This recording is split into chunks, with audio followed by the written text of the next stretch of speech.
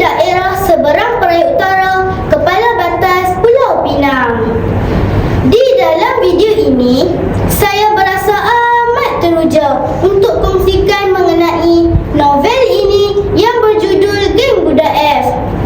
Novel ini diterbitkan oleh Ana Muslim Sendirian Berhad pada tahun 2015. Penulis buku ini ialah Nordin Hashim. Buku menarik ini mempunyai 125 halaman bercetak dan terdapat 8 bab di dalam buku ini. Teks ini mengisahkan 3 orang sahabat, Firdaus, Felix dan Frabash, yang mempunyai misi besar untuk memecahkan rekod sekolah dengan memperoleh semua grade A di dalam peperiksaan UASA.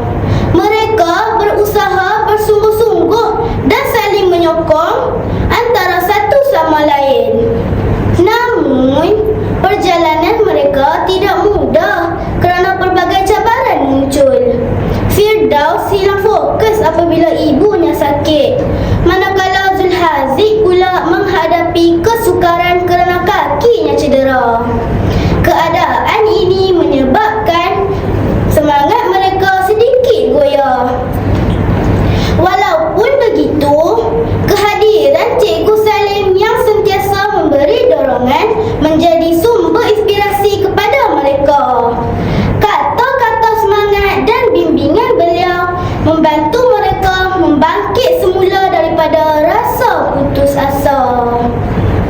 Mereka mula menyedari bahawa kejayaan bukan sahaja bergantung daripada kecerdasan, tetapi juga usaha, ketabahan dan sokongan rakan.